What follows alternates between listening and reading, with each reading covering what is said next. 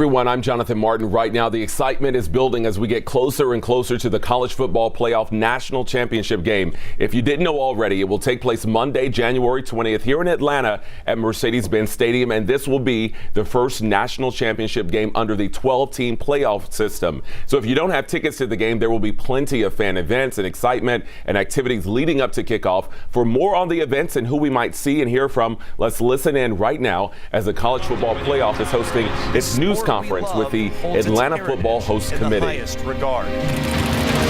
But it never shies away from a bold leap.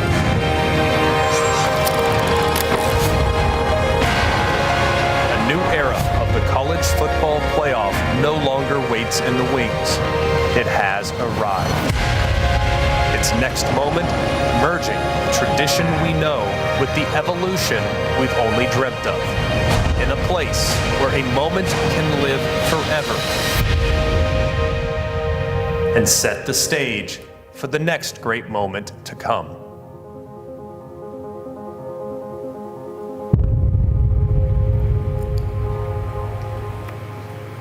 Well, what a great way to get started. Good afternoon, everybody. My name is Tiffany Blackman, and I am a sideline reporter for CBS Sports. I cover college football, the NFL, college hoops, pretty much everything. And in addition to that, I am also co-host of The Morning Shift. It is a morning radio show right here in Atlanta on Sports Radio 92.9 The Game. I can barely catch my breath with all that's been going on in my life and in the college football season. I'm sure you guys feel the same way about the season. And it's crazy to think that we are nearing the end. It's beginning to wind down. So there are some big games, though, that are coming up on our calendars as we get ready for Thanksgiving. Then we've got rivalry weekend and the conference championship games.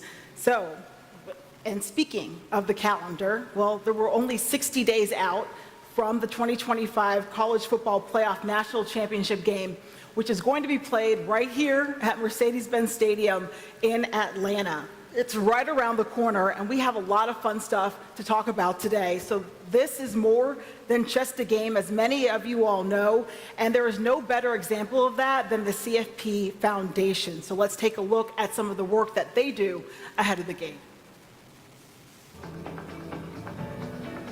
Please join me in celebrating teachers in our community by supporting the Georgia Teachers Initiative. We are so excited about the opportunity to get more resources to Georgia's teachers.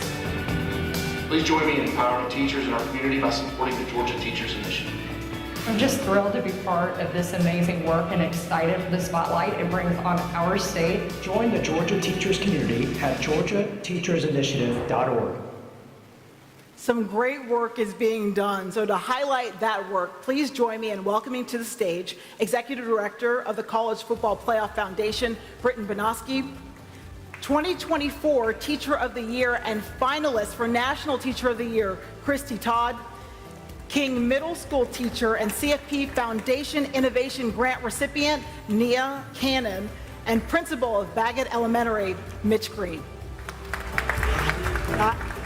Great to see you again. Hi, great to see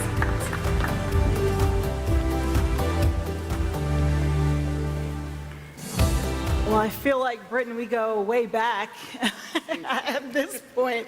And when we spoke back in April at the College Football Playoff Georgia Teacher Initiative, it had reached 80 counties. Can you shed some light and provide us with an update on the work that has been done so far? Sure. First, I'd like to say how blessed we are as a foundation to get the support of the CFP and to be connected to such an amazing organization that has such an amazing audience.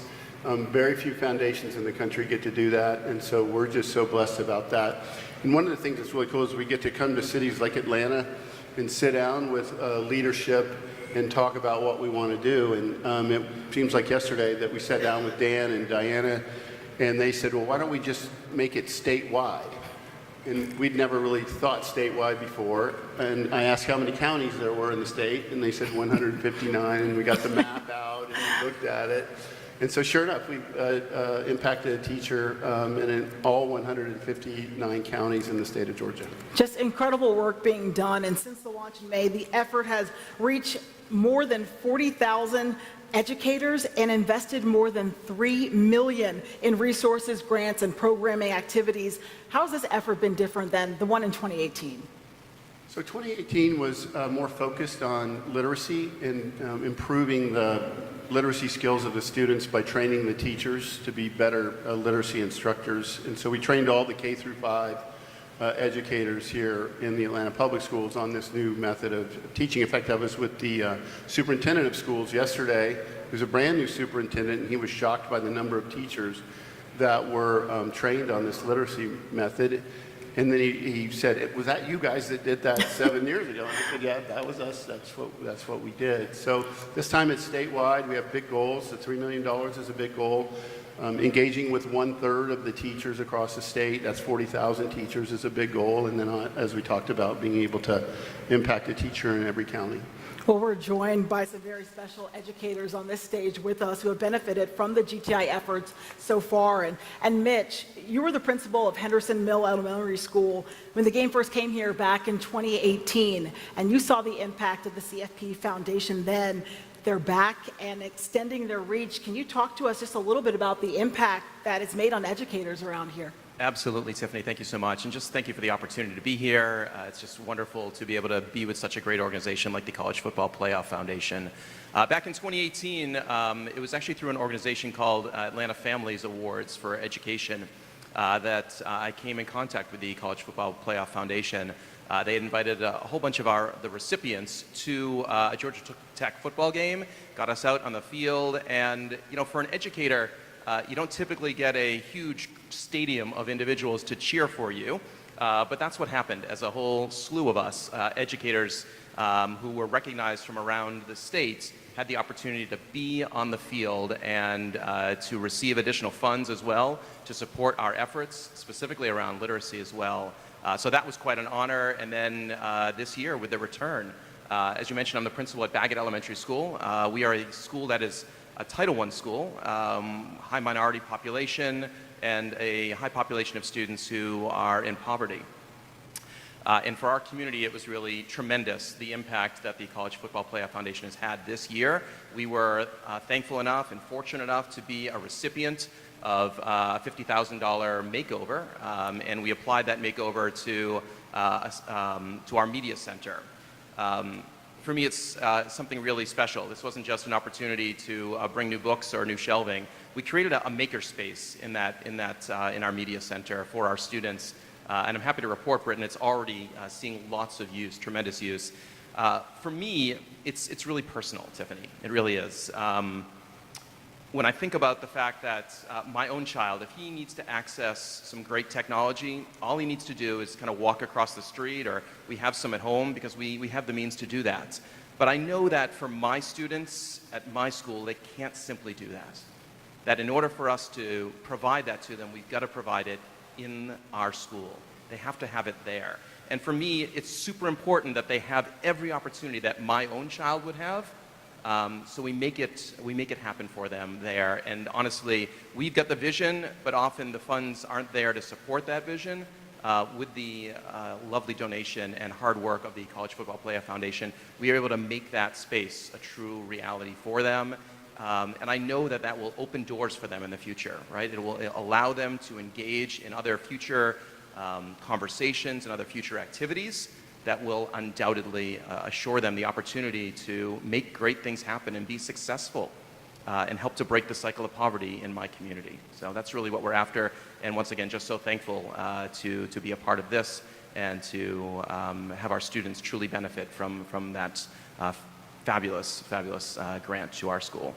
Thank you for sharing that. It really is life-changing work that is being done. And every year, the College Football Playoff Foundation brings a teacher from across the country who is named Teacher of the Year for making a significant impact on their school, district, and their students. And Christy, you were named 2024 Teacher of the Year for Georgia. Can you tell us just what does that honor mean to you? It is truly an honor of a lifetime to be asked to represent the 120,000 hardworking teachers that we have here in the great state of Georgia.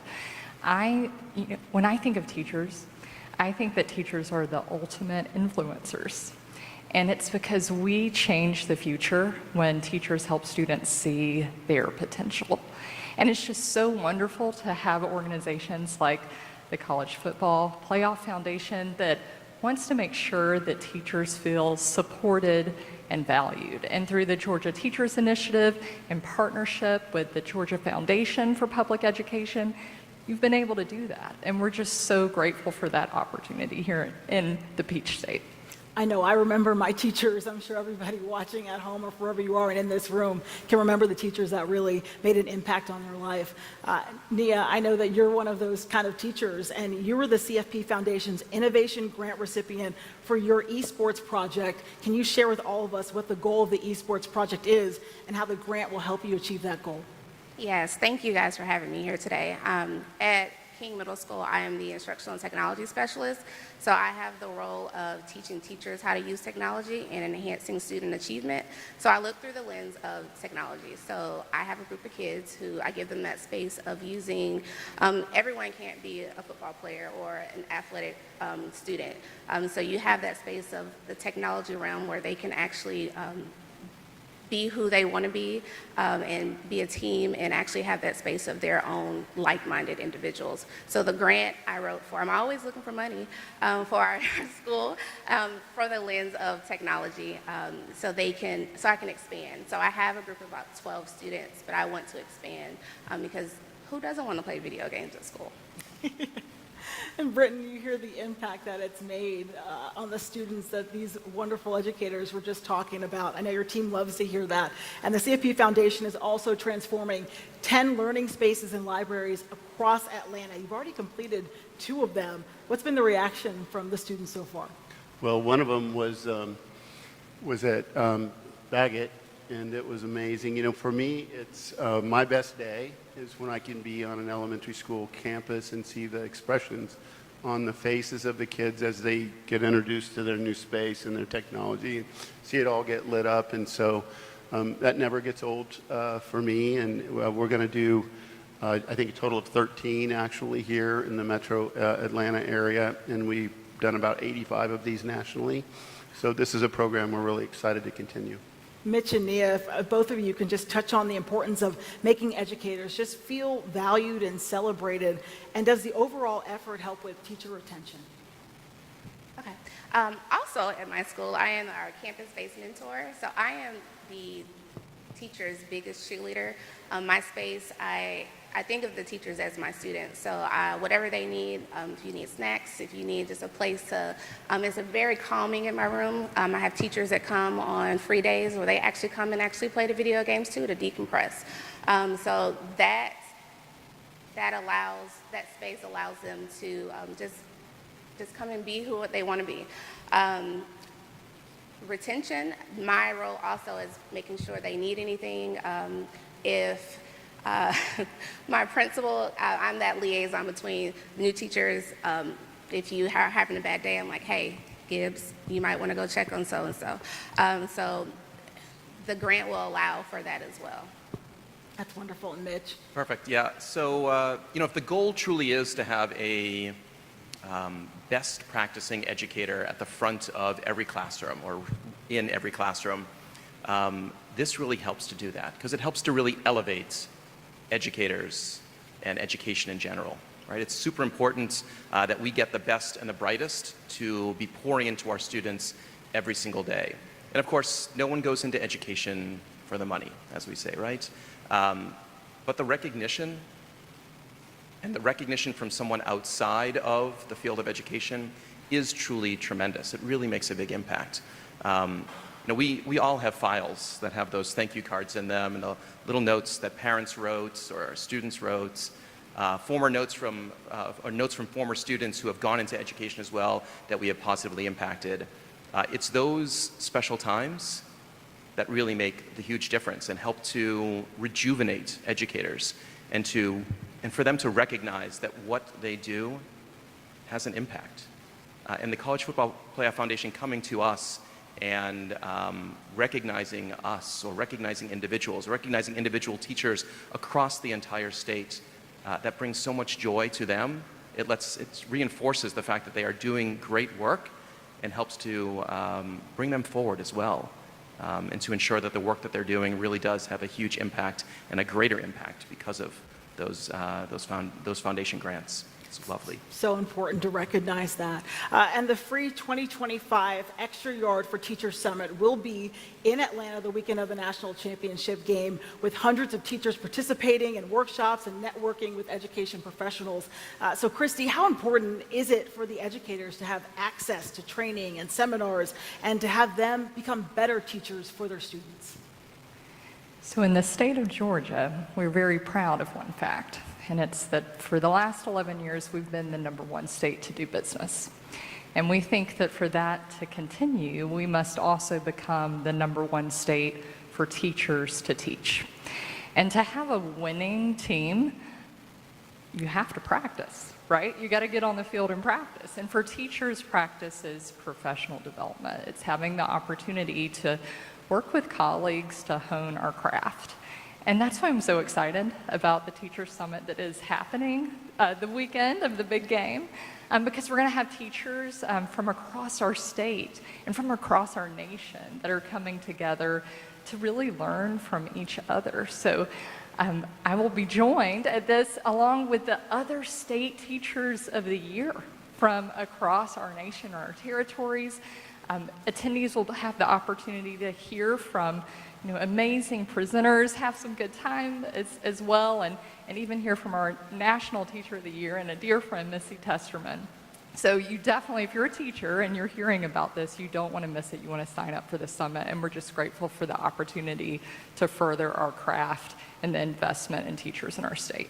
We've all been lucky enough to hear just how the CFP Foundation is making an impact in teachers' lives, in their students' lives, but the public, like everyone wants to get involved, right? Britton, how can we do that? How can we support the local teachers? Well, you can do it by going to the GeorgiaTeachersInitiative.org or CFPFoundation.org.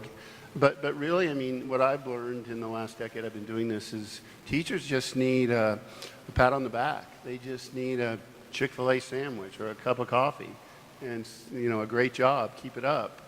And so everyone can do that. Everyone can recognize the value that the teachers are making in their own community with their own children or their grandchildren. And so just go out of your way to say thank you. Britton, Christy, Nia, Mitch, thank you all for coming up here and joining us and just sharing the impact that the CFP Foundation has made. Thank you. Thank you. And thank you to the College Football Playoff Foundation. If you want to get involved and try to make an impact, you can go to cfpfoundation.org. You can also follow them on social at CFP Extra Yard. So please follow along the foundation as they continue to inspire and empower teachers, because they are doing some incredible work in the lives of our students. Please now help me in welcoming to the stage the new Executive Director of the College Football Playoff, Rich Clark, and President of the Atlanta Sports Council and the Atlanta Football Host Committee, Dan Corso. Hi, great to see you. Great to see you again. Lots to be excited about, and Rich, you were only a few months into your new role as the Executive Director of the College Football Playoff, but you spent a whole lot of time here in Atlanta and preparing for the national championship. Just what stands out about this city? Well, I mean, first, Atlanta is experts at putting on big games and huge events, and I have to thank Dan and his team because they have been so good to us and just help shepherding us into this game. But the one big thing is you're the first city, Atlanta is the first city to get this game twice. And that's special because we come into this, the team has experience, they know exactly how to make this game special and spectacular, and that makes our jobs very easy, but also a lot of fun. So we appreciate that, but then there's so much more. Atlanta offers a richness in the city and the culture, the restaurants and everything around this city is just spectacular, and it's MLK Day. The game is on MLK Day, and what a better place to have the national championship on that day here in Atlanta. So just really an amazing city, open arms, great hospitality, but really incredible expertise in putting on big events like this. So you mentioned twice, word on the street is Dan's trying to push for a third, I hear. Repeat. So, as Atlanta begins to prepare to host the national championship and the college football playoff and all that goes on with it, how do you all plan just to highlight the uniqueness of this city for visiting fans and teams? Well, unique is a good word. Repeat's a good word, right? It's a huge honor for our city and our community to be the first repeat host city of this great event. I mean, every city in America would like to host this, but for the CFP to identify Atlanta as that city to be the first repeat's great. But repeat is not exactly the experience that we're looking for here in 60 days. Different might be a better word. So, you know, you take everything outside of this building beyond the competition, and it's just a full weekend of fan events. And so the idea is, okay, in 2018, you know, this event was here, this event was held here. Where could we potentially mix that up a little bit and put, you know, all the other great venues that we have to offer in this downtown area as host venues for those great fan events? And so if you take, for example, I know we're going to announce today that the great lineup for Playoff Playlist Live, but now that's moving inside State Farm Arena, which is one of the most incredible concert venues, you know, in the country.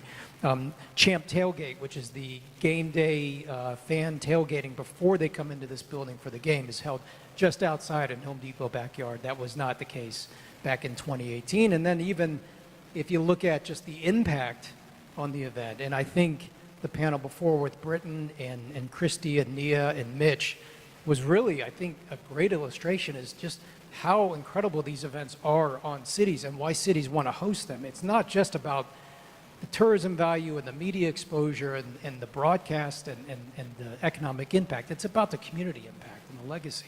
And to hear their stories of how this event is impacting them, I think is an incredible example of just how great these events are on cities. And so the difference, as Britton mentioned earlier, in 18, it was kind of citywide, Metro Atlanta-wide. Now we've gone statewide with that impact. So again, another point of difference of, you know, 2018 was fantastic, but how do we mix it up a little bit and how do we do it differently in 2025?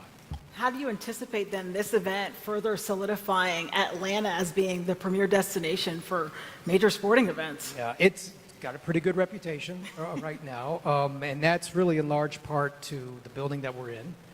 And the building that we're in, which is surrounded by the great fan events and venues that I've talked about in the area, surrounded by, you know, 14,000 hotel rooms that are all walkable. So we've got this incredible footprint that's condensed and user-friendly and walkable. So the experience is great for event owners like Rich and his team, for the attending media, for the participating teams, for the sponsors that come in, and for the visitors.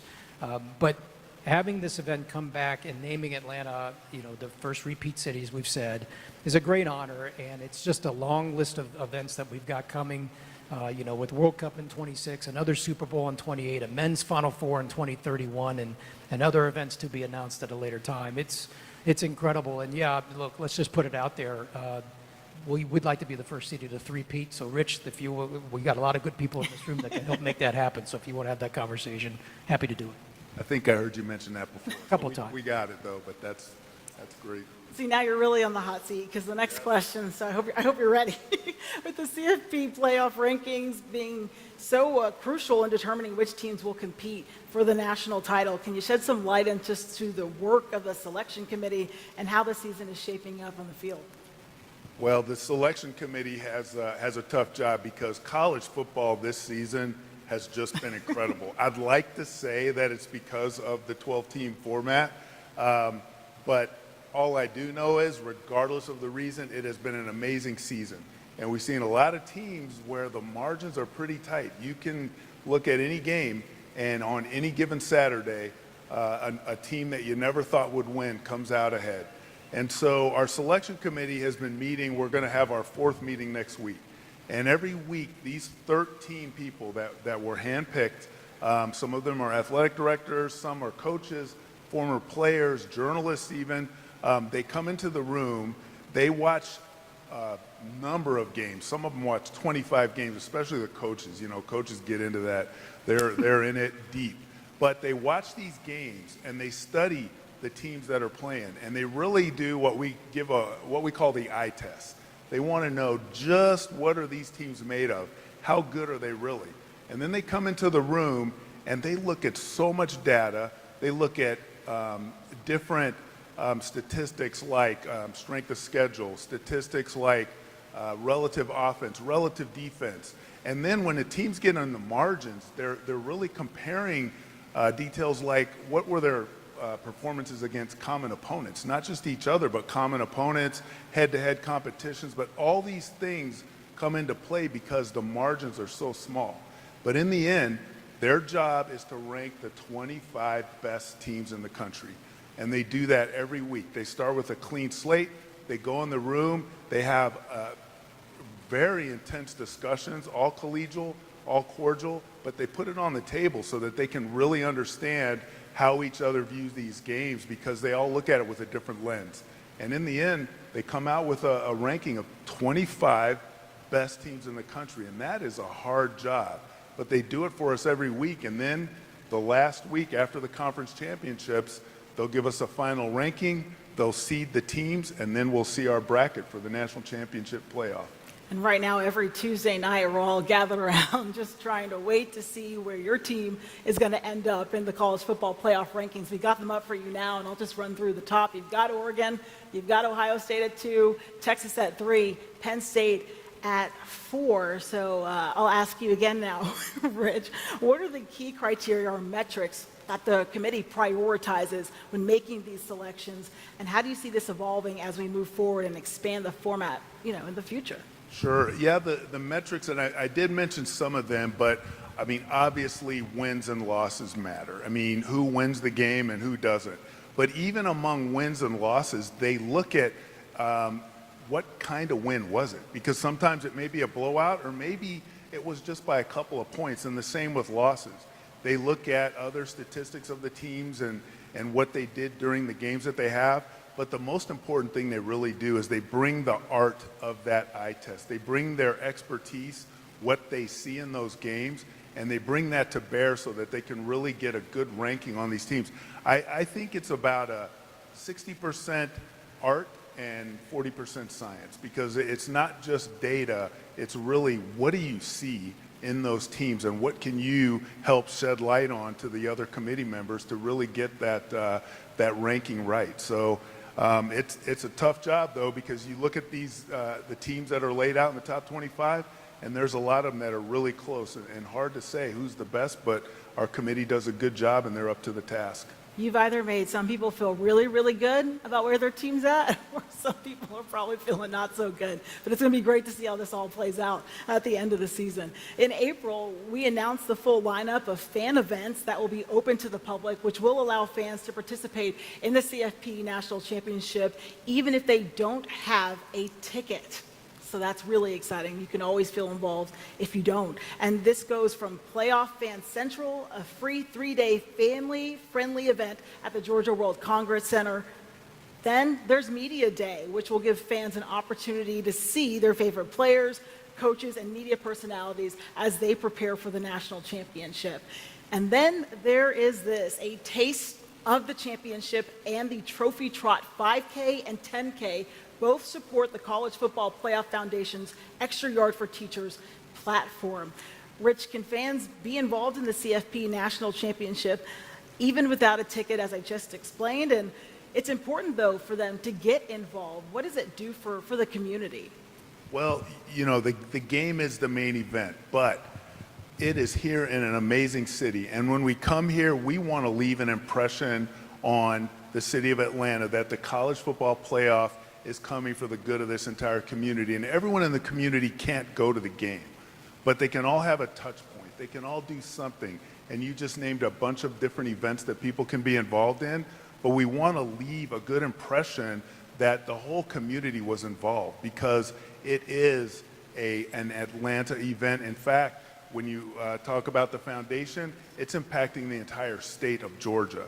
And we want to leave a good impact, we want to leave a good impression, and then we want to play an amazing football game and let America see just how great Atlanta is and how well it supports this playoff.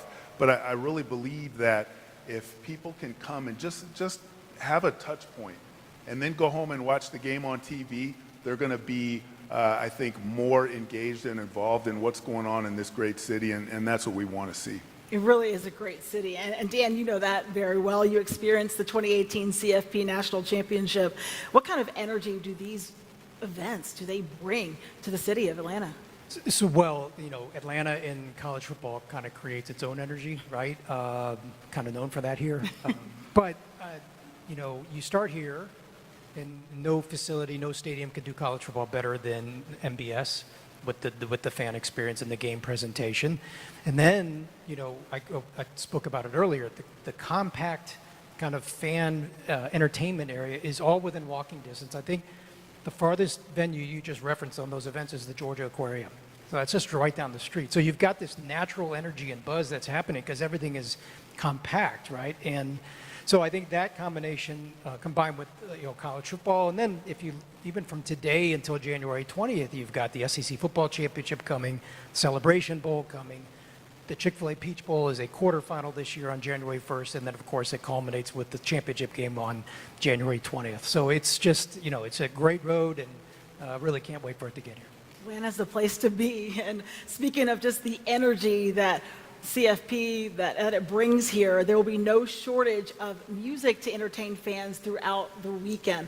On Saturday and Sunday night, it's the AT&T Playoff Playlist Live that will serve as the soundtrack for the CFP National Championship at State Farm Arena. This year, these will be ticketed events inside State Farm Arena, and we are pleased to announce the musical artists who will be performing. So let's take a look. The first chapter of a new era in the history of the college football playoff comes to a close in January 2025. Atlanta will once again host the nation's top teams in college football to decide who will take home the ultimate prize, the coveted national championship trophy.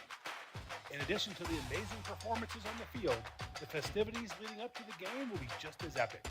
Help us kick off championship weekend, January 18th and 19th at State Farm Arena, as some of today's brightest stars in music come to shine at AT&T Playoff Playlist Live. The ATL heats up on Saturday night as we welcome to the stage Grammy nominee Glorilla. Locked in with the gangsters and players, my folks gon' keep it solid. Everything I got on new, it look like I got renovated. I'm cocky when I was just humble, they didn't appreciate it. Young, wealthy, and wretched, I'm the hood motivation. On top of the world now, they tried to underestimate it. And the night concludes with a rap icon taking the stage. This 5-time Grammy winner has redefined music with his groundbreaking lyrics and revolutionary mixtapes. He's a living legend in hip-hop and beyond. Lil Wayne. Mac, I'm gonna. A millionaire, I'm a young money millionaire, tougher than Nigerian hair. My criteria compared to your career just isn't. On Sunday, the celebration continues as we welcome a breakout artist whose sold-out tour is making waves in the music industry. Knox. She said, I like your confidence, but you're not the 1975. No lies, that's quite the compliment, but I'm not really looking for somebody tonight. Next up on Sunday night, a captivating singer-songwriter who's scaling the charts worldwide. Stargazing hitmaker Miles Smith. Take my heart, don't break it. Love me to my bones. All this time I wasted. You were right there all along.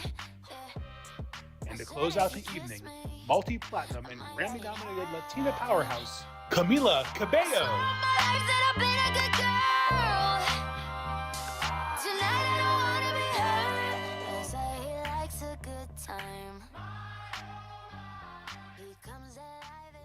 For ticket information on AT&T Playoff Playlist Live, please visit collegefootballplayoff.com. And come join us as we welcome the brightest stars to help celebrate college football's biggest weekend. Let me know who I need to call Dan just to, make that happen. Maybe it's you. Tickets to Playoff Playlist Live will go on sale at State Farm Arena box office and through Ticketmaster. But the music does not stop there. On game day, ticket holders to Mercedes-Benz Stadium will see the Capital One stage at All-State Championship Tailgate come to life, and we are excited to announce who will be bringing the energy ahead of kickoff. Downtown Atlanta is sure to be hopping on the day of the 2025 National Championship game. Join us outside Mercedes-Benz Stadium for some pregame excitement at All-State Championship Tailgate. On the Capital One music stage, fans will welcome a rising star in country music and iHeart Country On the Verge artist, Ashley Cook. I was always 1 foot out the door. I never thought about turning around. Never saw myself with a white picket fence dug into the ground. Never tell now. And as the final pregame treat, join us for multi-platinum and award-winning singer-songwriter, global superstar, Kane Brown. Like a California king, we could break it in if you know what I mean. Put some miles on it, back of the Chevy with the engine running. Just you and me in a truck bed wide like a California. For information on the exciting championship campus events of college football's biggest weekend, visit collegefootballplayoff.com. Join us for all the festivities as we crown the champion of college football for 2025. No breaks, I'll tell, no gate, ain't gotta try too hard. So a lot to be excited about. All of these amazing events will lead up to an epic showdown at Mercedes-Benz Stadium on Monday night, and there we will crown a champion. So thank you so much, Rich and Dan, for joining me up here today and shedding some light on all that's going to be leading up to the big game. Thank you, Tiffany, and thanks, Atlanta. This is going to be awesome. So excited. Thank you. Thank you. Thank you, everyone, for joining us today. All speakers will be available to interview to stage right by the CFP National Championship Trophy. And please follow the fun. Join the College Football Playoff and the CFP Foundation on social media at CFB Playoff and at CFP Extra Yard. Have a wonderful day, and we'll see you all in January.